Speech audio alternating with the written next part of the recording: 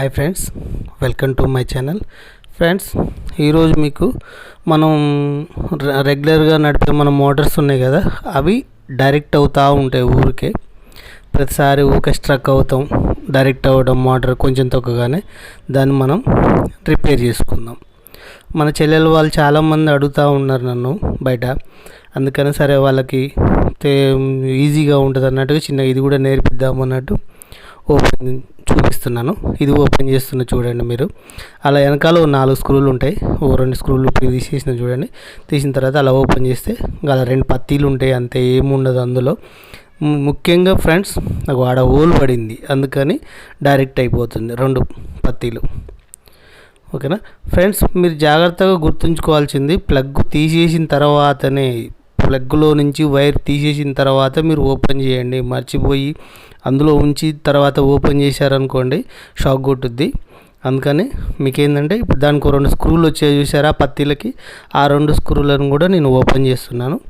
నిదానంగా స్లోగా మన స్క్రూ డ్రైవర్లు ఉన్నాయి, మన షాప్లో ఉండే స్క్రూ డ్రైవర్ తోటే ఓపెన్ అవుతుంది. అది చిన్న ఓపెన్ కాగానే పైన 2 నట్లు ఉంటాయి చిన్నవి, ఆ 2 నట్లను ఓపెన్ చేసి తీసేస్తే అయిపోతుంది.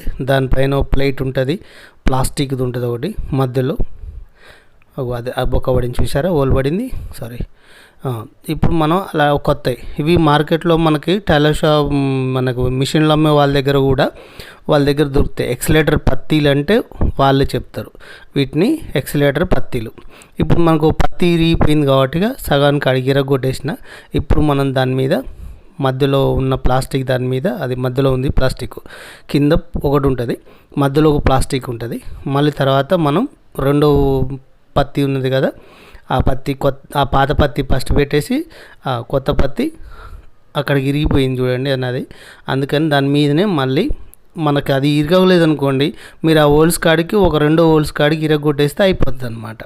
ఇరగొట్టేసి దాని మీద పెట్టేసి కొత్త పత్తి దాని మీద పెట్టి దాంట్లో ప్లాస్టిక్ పెట్టేసి దాని మీదంగా ఈ ప్లేట్ పెట్టేసి పైనుంచి 2 నట్లు ఉన్నాయి కదా చిన్నవి, ఆ చిన్న నట్లు జాగ్రత్తగా మీరు టైట్ చేసుకోండి.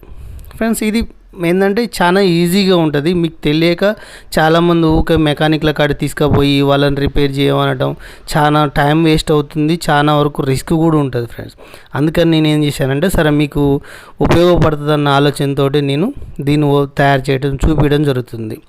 ఓకేనా ఫ్రెండ్స్, కొత్తగా చూసేవాళ్ళు, ఇంతకుముందు చూసేవాళ్ళు కూడా నా ఛానల్ని సబ్స్క్రైబ్ చేయండి, నలుగురికి సేల్ పంపించండి. ఫ్రెండ్స్, చూసారా, ఓ మధ్యలో ప్లాస్టిక్ ఉన్నది, 2 పత్తీలు డివైడ్ ఉన్నాయి.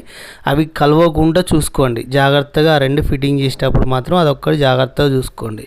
నేను వీడియోలో చూపించినట్టుగా 1-2 సార్లు చూసైనా కానీ మీరు రిపేర్ చేసుకోవచ్చు మీరు సొంతంగా. ఆ నట్లు కూడా టైట్ చేసేటప్పుడు పైన చేయితోటి బిర్రగా పట్టుకుంటే కింద స్క్రూ డ్రైవర్ తోటి మీరు టైట్ చేయవచ్చు అనమాట.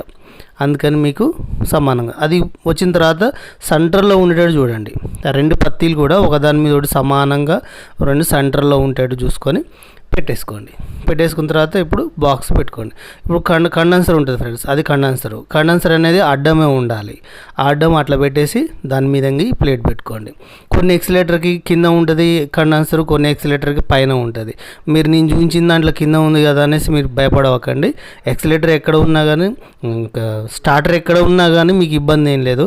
ఆ స్టార్టర్ కింద వెనకాల ఉంటుంది, దాంట్లో లోపలికి పోతుంది.